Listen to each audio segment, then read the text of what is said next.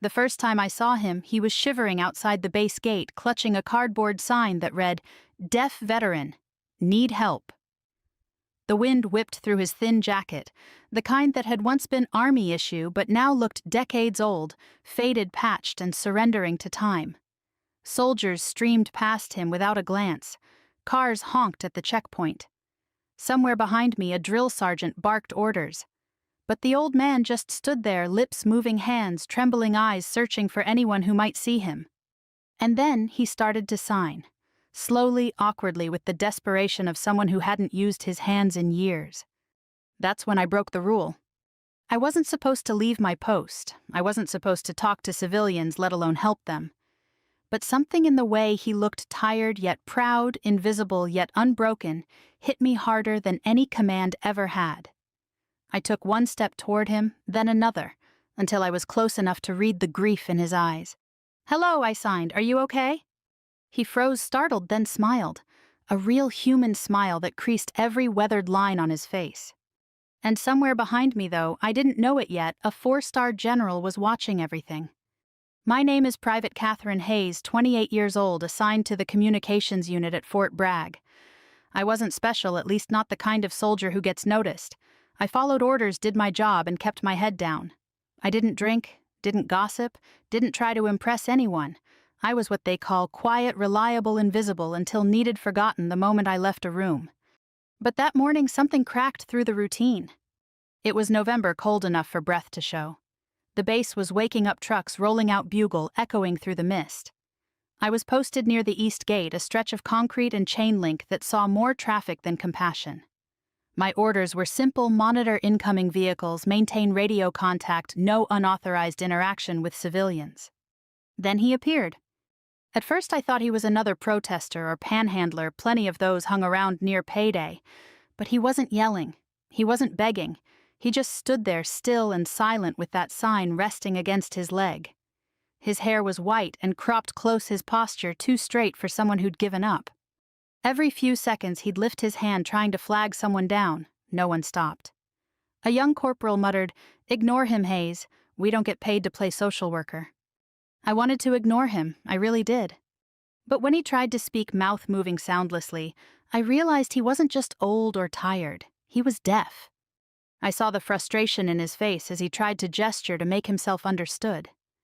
I'd seen that look before on my mother's face years ago, when the world refused to slow down long enough to listen. My mother had been deaf since childhood. She used to tell me silence is never the hardest part, it's being unseen. And right there outside the base gate, I saw that same kind of unseen pain written all over him. So I did what no one else did. I walked over. He blinked, confused, as I lifted my hands to sign. My fingers felt rusty. It had been years since I'd used ASL outside of family, but the words came back like muscle memory. "Hello. My name is Catherine. Can I help you?" He hesitated, then signed back slowly but clearly, "Thank you. I didn't think anyone here could understand me." His name was Robert Keller. He told me he'd served in the Army decades ago, combat engineer, Vietnam era. He'd lost his hearing in an artillery blast, spent years in construction afterward, then slipped through the cracks after his wife died. His benefits got tangled in paperwork. His ID expired. Every door he knocked on led to another form, another wait, another come back later.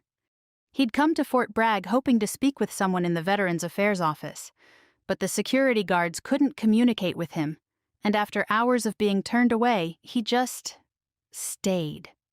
I gave him the last cup of coffee from my thermos. He signed "thank you" with both hands, something small, but the way he did it felt like an embrace. "Can I help you call someone?" I signed. He shook his head. No one left to call. The words hit harder than they should have.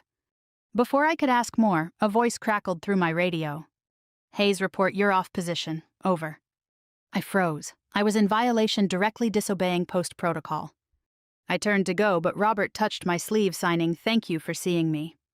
That single sentence, 5 signs, maybe 2 seconds, stayed with me long after my shift ended. When I reported back to my unit, my CO's glare could have melted steel. "What were you doing at the gate?" "Private sir, there was a deaf veteran trying to—" "Not your problem," he cut in. "Next time you keep your post." I nodded, but inside something burned, because for the first time I felt ashamed not of breaking rules but of the rules themselves. That night I couldn't sleep. I kept seeing Robert's face, the mixture of pride and quiet despair. And the sign, Deaf Veteran, Need Help. The next morning I planned to visit the VA office on my lunch break, maybe ask around about him. But when I stepped out of my barracks, a black SUV was parked nearby. A soldier handed me an envelope. Inside was a single note typed on official letterhead. Private Hayes, report to General H.L. Mason, Command Office, 0900 hours. Confidential. My stomach dropped. General Mason, the highest-ranking officer on base. A man whose name carried weight all the way to the Pentagon. I'd never even seen him up close. I didn't know it yet, but that envelope would change everything. My career, my beliefs, and the way I understood the word honor. That morning outside the gate was supposed to be just another duty shift. Instead, it was the start of something far bigger, something that would uncover 50 years of buried guilt, silence, and redemption. When I walked into General Mason's office the next morning, I expected punishment. Maybe a formal reprimand, maybe even a demotion. Instead, I found him standing by the window, staring out at the base parade grounds, like a man carrying a weight no one else could see. Private Hayes, he said, without turning around. His voice was steady but heavy. Sit. I obeyed, instantly, heart pounding so hard I could hear it in my ears. The office was immaculate flags, commendations, a photo of the general with the president, and another of him decades younger in fatigues, smiling beside a squad of mud-covered soldiers. I heard what happened yesterday, he said finally. The man at the gate. Yes, sir, I replied quietly. I know I broke protocol. He turned to face me then. For a moment I thought I saw something soften in his expression. Tell me what you did. I swallowed. He was deaf, sir. No one could understand him. I signed to him. Tried to help. General Mason studied me. You know ASL, yes, sir. My mother was deaf. He nodded slowly, then said something I didn't expect. Good. That language saves more than words. There was a long silence. I waited for the reprimand, the warning, the line about discipline and chain of command. Instead, the general picked up a folder from his desk and handed it to me. Private, I'm reassigning you temporarily. You'll report to the Veterans Affairs Liaison Office starting tomorrow morning. Consider it community support. Sir, is this punishment? I asked carefully. Punishment. He almost smiled. No, Private. Call it an opportunity. You'll understand soon enough. I saluted and left confused but strangely hopeful. Something about the way he said you'll understand stayed with me. The VA liaison office was a small gray building on the far edge of the base, the kind of place people passed every day without noticing. Inside it smelled of old paper and coffee that had been reheated too many times. There were 2 clerks, 1 phone, and about 100 forgotten files stacked along the walls. When I introduced myself, the secretary, a kindly woman named Mrs. Lawson, raised her eyebrows. You're the one General Mason sent. Yes, ma'am. Well, she sighed. I suppose that makes you our new problem solver. She handed me a manila folder thick with paperwork. The name printed on the cover made my stomach twist. Keller Robert L. He was here last week, Lawson said. Said his benefits were missing, but his discharge record's a mess. I can't even tell if he's supposed to be receiving compensation. Everything's sealed. I flipped through the pages. Half the forms were redacted, others were stamped confidential. This isn't standard procedure, I murmured. She gave me a tired smile. Welcome to the VA Private. Nothing's standard here. I spent the rest of the day cross-referencing Keller's information, piecing together fragments of his service record. Vietnam, combat engineer, 2 commendations for bravery. But the end of his file stopped cold, no medical record, no pension, no discharge code. Like someone had erased him. At 1600 hours, I decided to take a walk. The air outside was cool, tinted with the smell of pine. I didn't expect to see him again so soon, but there he was, sitting on a bench across the street, the same old jacket wrapped around his shoulders. He looked up when I approached, recognition flashing across his weathered face. Private Hayes, he signed with a small smile. Mr. Keller, I signed back. How are you holding up better today? You confused, I admitted. I've been looking through your file. Something's off. He hesitated, hands pausing midair. Then slowly, they forgot me. No, I signed firmly. Someone hid you. His eyes widened, startled by my certainty. I sat beside him, and for the next hour we talked. He told me pieces of his life, the war, the silence that followed the years spent fixing buildings that were younger than the men he'd fought beside. How he'd written letters to the army, to Congress, to anyone who'd listen. Most were never answered. I kept thinking someone would remember he signed, but the system doesn't remember faces, only numbers. I wanted to say something comforting, but the truth was too heavy. I didn't know how to fix decades of bureaucracy or silence. All I could do was listen. When it started getting dark, I offered to drive him to the shelter downtown. He refused politely. I'll be fine, he signed. You've already done more than anyone in 50 years. As I turned to leave, he touched my arm gently. You're a good soldier, he signed. Your mother would be proud. The words hit me straight in the chest. How do you know about my mother? He smiled faintly. You sign like someone who learned out of love, not duty. I walked back to my car, fighting tears I couldn't explain. The next morning, I found an envelope on my desk at the VA office. Inside was a single photograph, 2 men in Vietnam uniforms smiling proudly. One of them was unmistakably Robert Keller. The other, though much younger, was General Henry L. Mason. My breath caught. Attached to the photo was a note typed neatly on official paper. Find out what he's not telling you, HLM. I stared at it for a long time, the weight of it sinking in. What kind of secret ties a homeless veteran to a 4-star general? And why did I have the feeling I'd just stepped into a story that was never meant to be uncovered? That night, I couldn't sleep. The base was quiet lights blinking across the parade ground like slow heartbeats. Outside, the wind rattled the flagpoles. I sat on my bunk, turning the photograph over and over in my hands, knowing this was only the beginning. Something told me that the next time I saw either man, my life wouldn't be the same. The summons came before sunrise.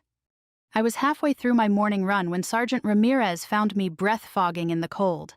Private Hayes, he said, thrusting a paper toward me, report to Captain Rourke, Admin Wing 0700. Full uniform. That tone, short, clipped formal, only meant one thing: trouble. By the time I walked into Captain Rourke's office, I'd already rehearsed a dozen explanations. None of them mattered. He didn't even look up from his desk as he barked, "Sit down, Private." I obeyed. My hands trembled on my knees. Rourke's voice was sharp enough to cut metal. You've been reassigned to the VA office, correct? Yes, sir. And you've been seen fraternizing with an unauthorized civilian near the East Gate, same individual who was loitering last week. Yes, sir, but... He slammed a folder shut.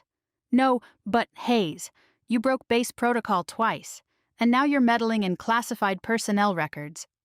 Sir, with respect. He looked up, eyes cold. Do you know who authorized your reassignment? General Mason, sir. That gave him pause. Just for a second. Then his expression hardened again. That doesn't mean you have free rein to stick your nose where it doesn't belong. He leaned forward. You're a private, not an investigator. Remember your place. I swallowed hard. Sir, I was just trying to help a veteran. His records are incomplete and enough, he snapped. You've already embarrassed this base once. Don't make it a habit. The meeting ended with an official reprimand written, signed, and stapled neatly into my file. Consider this a warning, Rourke said. One more stunt like this, and you'll be cleaning latrines for the rest of your service. The rest of that week was a blur of humiliation. Every corridor seemed to carry whispers, the private who broke chain of command, the charity case, the girl who got the general's attention. When I passed the mess hall, 2 corporals laughed under their breath. Hey, Hayes, one of them said, seen your old boyfriend at the gate lately. The other added, maybe he'll write you a love letter in sign language. Their laughter echoed behind me as I kept walking, fists clenched so tightly my knuckles turned white. It shouldn't have mattered what they said. But in a place built on hierarchy and obedience, being labeled soft was worse than being invisible. That night I sat on my bunk staring at the reprimand form pinned to the board above my desk. My name in black ink underlined twice. Failure to maintain post-discipline. A perfect record ruined by compassion. I tried to convince myself to let it go, to stay quiet, keep my head down, wait for it to blow over. But then I thought of Robert Keller's hands, the way he'd signed. They forgot me, and I knew I couldn't let it end there. 2 days later, Mrs. Lawson at the VA office handed me another envelope. This came through inter-office mail, she said. No return address. Inside was a single line typed in courier font. If you want the truth, check Record Archive Sublevel 3, file code Bravo 47. It wasn't signed, but I knew exactly whose initials were missing from the bottom HLM. Sublevel 3 wasn't easy to access. It was where the Army stored the records that didn't officially exist: sealed files, classified reports, black ink history. I had no clearance, but I had persistence. That evening I waited until the administrative wing was nearly empty. I borrowed Lawson's access badge under the pretense of after-hours filing, slipped down the dim stairwell, and stepped into the cold hum of the archive. Rows of cabinets stretched into darkness. The air smelled of dust and old secrets. When I found the file Bravo 47, it was thicker than I expected. I flipped it open and froze. On the top page, Keller Robert L. Court-Martial Recommendation 1971. Charge insubordination. Outcome record. Sealed by order of Major H. L. Mason. My stomach dropped. The documents painted a picture that made no sense. According to these reports, Keller had disobeyed a direct order during a combat operation in Vietnam. But the witness statements, half redacted, half smudged, described him saving multiple lives, including Mason's. The report ended abruptly. Subject Keller to be discharged honorably. All records sealed. Case closed. Except it wasn't closed. Somewhere along the way, Keller had been erased. I didn't hear the footsteps until they were close. "Private Hayes," a low voice said behind me. "You have a habit of being where you don't belong." I spun around. General Mason stood in the doorway, hands behind his back, expression unreadable. "Sir," I stammered, I was just—" He raised a hand, at ease. For a moment we stood in silence among the dusty cabinets. Then he said quietly, "So, you've seen it?" "Yes, sir." "But why seal the file?" He was a hero. Mason's jaw tightened. War isn't as simple as heroes and villains private. Some stories don't belong in history books. I stepped closer, desperate to understand. "Sir, he saved lives. He saved yours." Mason's eyes flickered just for a second. "And I've spent 50 years trying to forget." He turned toward the door. "You want answers, Hayes? Bring him here tomorrow. 0600, Memorial Hall." "Sir, do it," he said without looking back. "It's time." When he left, I stood alone in the silence, surrounded by files of ghosts. I didn't know what kind of confrontation awaited me at dawn, redemption, revenge, or both, but I knew one thing: I'd crossed a line I could never uncross. And for the first time in my life, I wasn't afraid of it. The sky was still dark when I arrived at the Memorial Hall. The air smelled of pine and wet pavement, and the marble pillars gleamed faintly under the floodlights. The place was quiet, too quiet for a military installation that never really slept. At exactly 0600, headlights cut across the courtyard. A black SUV rolled up, and General Henry L. Mason stepped out, every inch the decorated legend I'd read about. His uniform was immaculate. 4 silver stars caught the dim light like small shards of ice. "Private Hayes," he said, voice low but clear. "You came." "Yes, sir," I saluted, trying to still the tremor in my hands. He studied me for a moment before gesturing toward the steps. "Walk with me." We walked past the bronze plaques that lined the walls, names etched into history, each one representing someone who'd given everything. The general's boots echoed softly on the stone. Finally, he stopped beneath a glass case displaying a tattered American flag, one corner burned.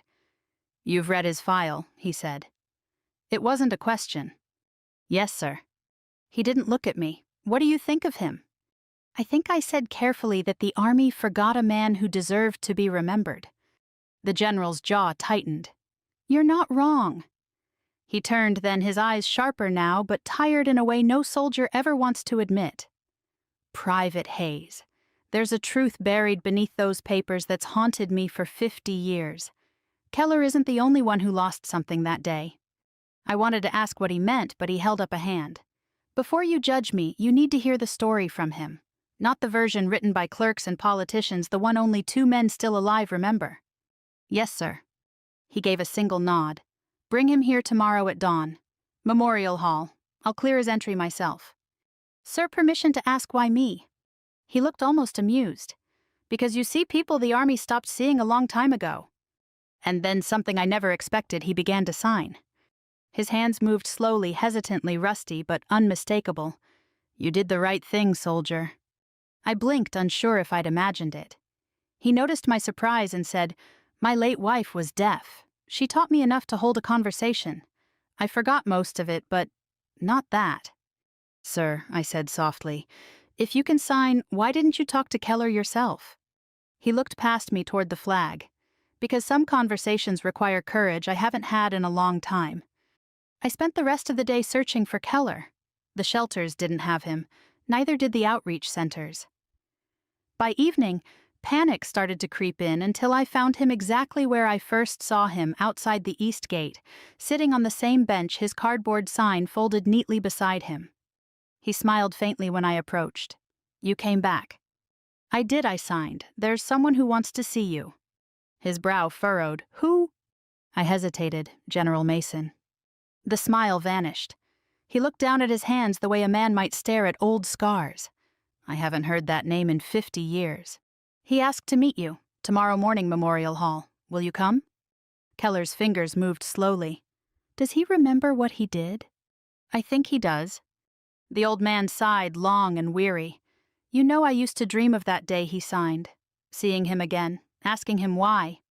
He looked up, eyes steady. Now I'm not sure I want to know. I sat beside him, unsure what to say. The wind carried the distant hum of jets overhead. After a long silence, he signed, I'll be there. That night I couldn't sleep. I kept replaying Mason's face in my mind, the calm exterior, the flicker of something like guilt beneath it. What could have driven a man like him to bury his own commanding officer's name? Around midnight, I walked to the base chapel. The door was unlocked. Inside, candles flickered in the stained glass glow. I sat in the back row alone and whispered the kind of prayer I hadn't said since I was a child. Please let tomorrow bring peace, not more pain. When dawn finally came, I felt both terrified and ready. At 0555, Keller and I stood outside the Memorial Hall gates. He wore the same jacket, but his posture was different, straighter, steadier. His eyes, though tired, carried a quiet resolve. The guards recognized me and waved us through without question. Mason was already waiting inside, cap tucked under his arm. He looked at Keller, then at me. Private Hayes, he said, you may observe, but no interruptions. Yes, sir. For a long moment, the 2 men just stared at each other, soldier and general history and guilt standing face to face. Finally, Mason spoke. His voice was low, controlled. You haven't changed much, Captain Keller. The old man smiled bitterly. It's Robert now.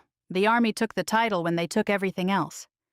Mason flinched slightly, then straightened. Let's finish this the right way. He turned to me. Private Hayes, tomorrow at first light, bring all Keller's files to my office. Everything, copies, discharge papers, commendations, sealed documents. Understood? Yes, sir. Good. And Hayes? Sir. He paused, his expression softening for just a heartbeat. You remind me of the soldier I once was. He dismissed us with a curt nod, but his eyes lingered on Keller as if afraid he'd vanish again. As we walked out, Keller signed quietly, Do you trust him? I hesitated, then answered honestly, I'm not sure, but I think he's finally ready to tell the truth. He nodded slowly, then tomorrow the war ends.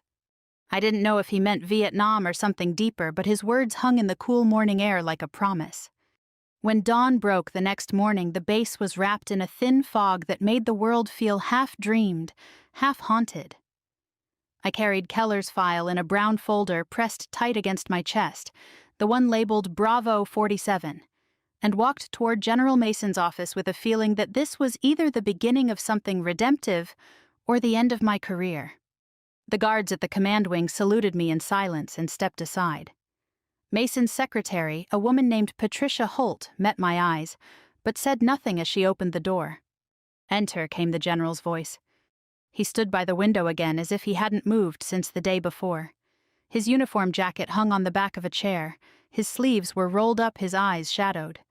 On his desk were 2 coffee cups, one half-full, one untouched. "You brought it," he said without turning around. "Yes, sir." I set the folder on his desk. He opened it and began to flip through the pages, his hand steady, until he reached the final sheet, the court-martial order. Then his thumb paused on the line that bore his own signature, approved for record sealing, Major H.L. Mason. He exhaled a sound like an old door creaking open. 52 years, he murmured. That's how long this piece of paper has kept me up at night. I didn't know what to say. The weight in the room was too thick for words. "Sir," I said quietly, "why did you seal it?" He finally looked at me, eyes sharp but tired. "Because I was a coward." That word hung in the air like a confession in a church. "Sir?" He gestured for me to sit. "You've earned the truth, Private. You and Keller both. And if I'm going to ask a young soldier to understand what honor really means, I'd better start by facing my own disgrace." He told me everything. Vietnam, 1971. A place called Hill 304 near the Cambodian border. Mason had been a 24-year-old platoon leader. Keller, his commanding officer, a captain, then had led them through a brutal siege that lasted 3 days. When the shelling started, Mason said, voice low and deliberate, "We were surrounded." The comms were down. The order from command was clear retreat and abandon the wounded. Keller refused. He told me, "We don't leave our men behind, even if it means dying with them." He looked down at his hands. He went back into that crater, pulled out 7 men. I followed him the first 2 times. The 3rd time I stayed behind. The silence that followed made the ticking of his wall clock sound deafening. When Keller came out, he was half-deaf, bleeding, and carrying one of my men who'd been hit in the leg. That's when the airstrike landed. He threw himself over the wounded soldier. The blast should have killed him, but it just took his hearing. He turned away from the window, his voice tightening. After the rescue command wanted to court-martial Keller for disobeying the retreat order. They needed a scapegoat. I could have stopped it. I was the only eyewitness who mattered. But I didn't. I told myself it was politics, that saving my career would give me the power to make things right later. But power doesn't heal guilt, Hayes. It only preserves it. I sat there stunned. "Sir," I said finally, "he doesn't know any of this." Mason nodded. "He will, today. That's why I asked you to bring him." "Sir, may I ask one more thing?" He looked up. "Why me? Why not a higher officer or a legal team?" He gave a dry smile. "Because you were the first person to look at him like a human being in half a century. That's more authority than any of my stars ever gave me." He stood closing the folder. "Bring him to Memorial Hall, DO 600. And Hayes." "Yes, sir." "Don't wear your uniform out of fear. Wear it because you still believe in what it's supposed to mean." At 05:45, I found Keller waiting on the same bench by the gate. His hair was combed, his jacket buttoned, and though he didn't have a uniform, he carried himself like a soldier reporting for duty. When I told him Mason was ready, his hands shook slightly as he signed. "Then let's end this." The hall was empty when we arrived, the first light of morning filtering through the stained glass. Mason was already there, standing before a wall engraved with the names of fallen soldiers. His cap rested on the podium beside him. "Keller," he said simply. The older man signed back, slow but sure, "General." Mason nodded, then surprised us both by raising his hands and signing awkwardly but deliberately, "I owe you the truth." Keller's eyes flickered a mix of shock and disbelief. I stepped closer to translate when needed, but most of what passed between them didn't need words. Mason told him everything, the retreat order, the court-martial, the silence that followed. When he said, "I betrayed you to save myself," his voice broke for the first time. Keller's jaw clenched, his hands trembling as he signed, "You had power. I had nothing, and you let them take my name." "I know," Mason whispered, "and I've carried it every day since." The old man took a slow, shuddering breath. "You could have spoken. You could have said one word." "I know." There was a long silence. Then Keller signed something I almost missed. "Why now?" Mason met his eyes. "Because she reminded me what honor looks like." He glanced at me. For a moment, none of us moved. The morning light spilled over the bronze plaques like dawn breaking over a battlefield long forgotten. Then Mason straightened, shoulders squared. "Private Hayes," he said, voice firm again. "You will take this file to Records Command. Restore every commendation, reinstate his benefits, effective immediately. Yes, sir. He turned back to Keller. Captain Robert L. Keller, by the authority of my office, your name will be returned to the rolls of honor. I'm sorry it took me half a century to salute you properly. And then slowly he did. A perfect formal salute, hand to brow, eyes wet. Keller hesitated, then returned it with trembling fingers. Two soldiers bound by war finally standing on the same ground again. I felt tears spill down my cheeks before I even realized I was crying. The general lowered his hand and whispered, "It's over." But I knew better. It wasn't over, it was just beginning. The next morning felt different. The air over Fort Bragg carried a strange quiet, not peace, but the kind of stillness that comes before a storm finally breaks. I woke before my alarm heart already racing. The meeting between General Mason and Captain Keller hadn't been an ending at all. It was the spark that set something larger in motion. Word had spread across the base that the general had summoned the press office, the Judge Advocate General's Corps, and the base historian. Whatever was about to happen would not be private anymore. At 0600, the memorial hall was filled with a small crowd, officers, clerks, veterans from the outreach center, and a few curious soldiers who'd caught wind of the mystery ceremony. I stood near the back, my palms damp, holding the newly restored file. Keller's medals, his commendations, and a letter drafted by Mason himself recommending a full reinstatement of honors. When the doors opened, everyone turned. Mason entered first, his uniform pressed and ribbons perfectly aligned, though his face looked like a man walking to confession. Keller followed slower, leaning on a cane, wearing a borrowed army blazer that hung loose on his shoulders. You could have heard a pin drop. Mason stepped to the podium, looked out at the small crowd and said simply, "Before we begin, I want to say one thing: not all wars end when the shooting stops." His voice carried through the marble hall, calm but heavy with the weight of half a century. 52 years ago, he continued on Hill 304, an act of heroism was rewritten into an act of defiance. A good man, Captain Robert L. Keller, was punished for disobeying a direct order, but that order was wrong, and I sealed the truth to protect myself, not the army. He paused, exhaling. Today that ends. He gestured toward me. Private Hayes, would you please bring forward the restored record? I walked up every step, echoing in the silence. I handed him the folder. Mason opened it, pulled out a single medal, the Silver Star, and pinned it to Keller's chest. His voice cracked slightly as he said, "For gallantry and selfless courage under fire." The moment felt sacred.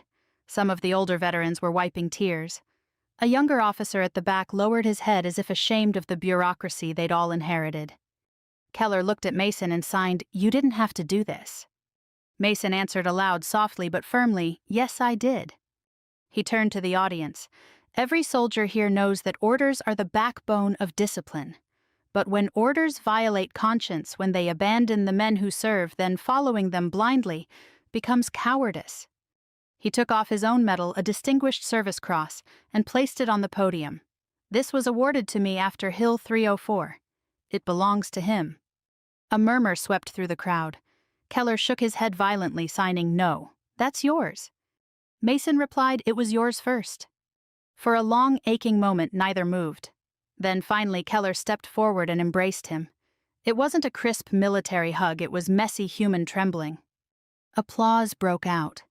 It wasn't loud, more like the kind that happens when people are afraid to disturb holiness. When they separated, Mason faced the assembled group again.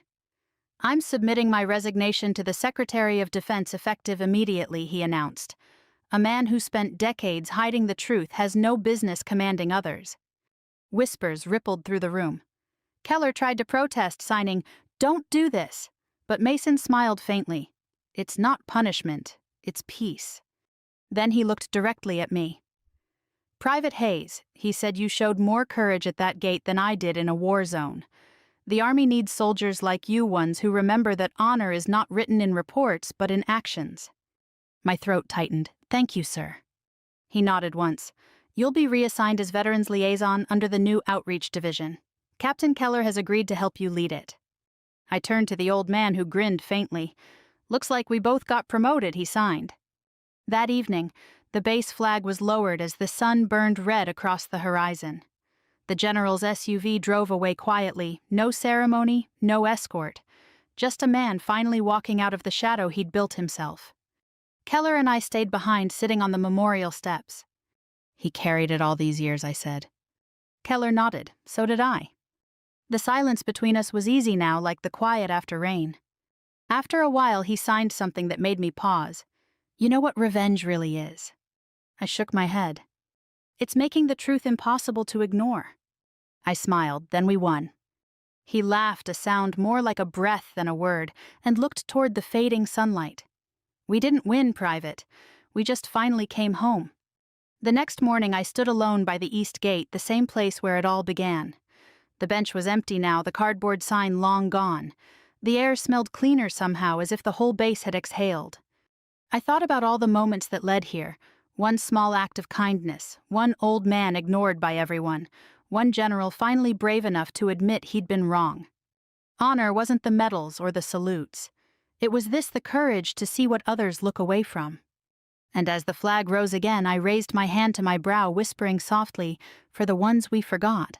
6 weeks later, the base was transformed. The gray winter had given way to a soft Carolina spring, and the parade grounds were lined with folding chairs, brass instruments and flags fluttering in the warm breeze. The air carried that clean, faintly metallic scent that only comes before a formal ceremony, anticipation mixed with reverence.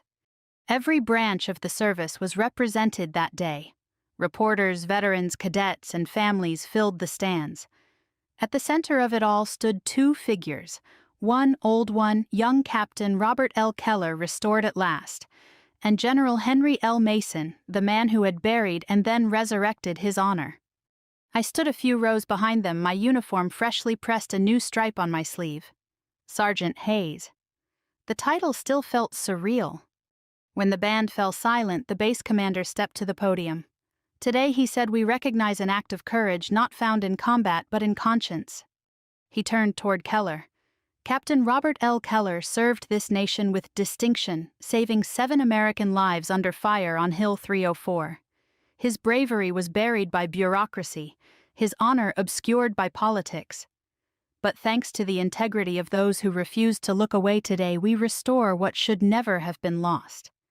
Applause rose and fell like a wave. Keller blinked rapidly, trying to hide the tears.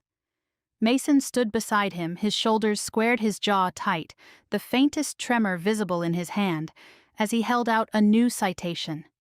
On behalf of the United States Army, Mason said, his voice rough but steady, "It is my privilege to represent the Silver Star to Captain Keller, and this time we'll make sure it stays on record."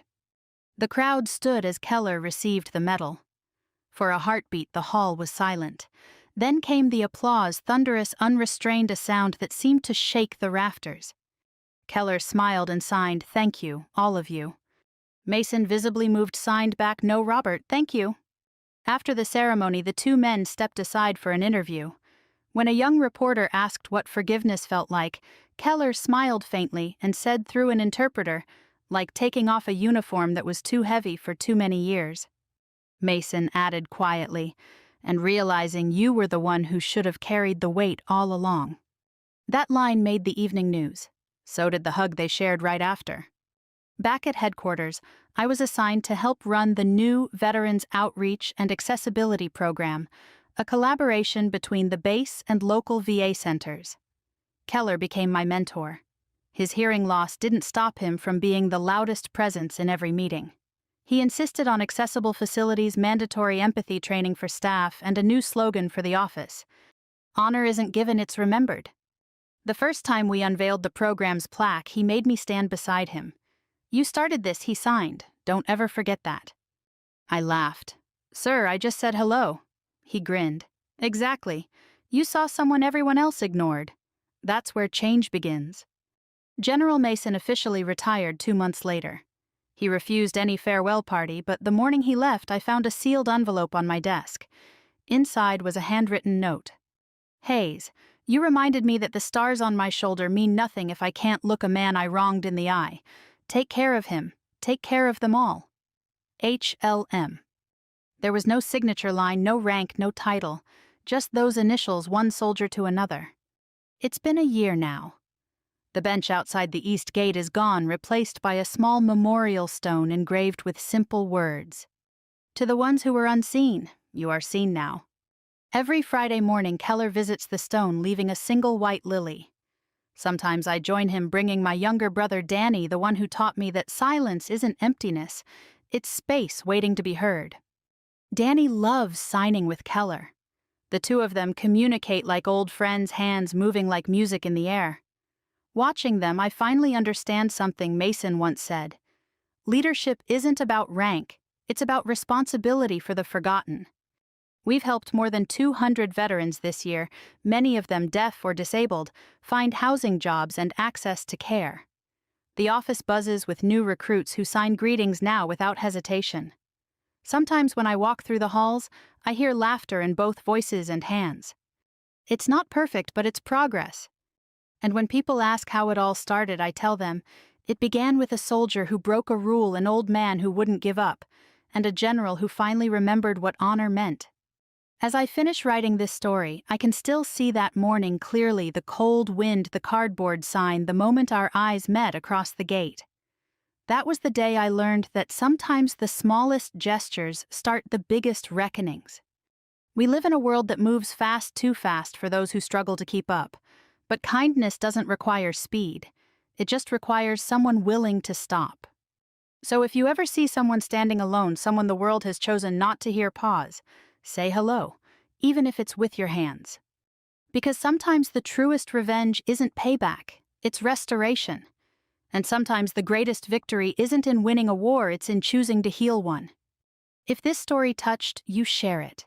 Tell someone who needs to believe that redemption is real. And if you believe that honor still matters, subscribe and stay with us. Because here on Honorline, we tell the stories of those who were unseen until someone finally looked their way.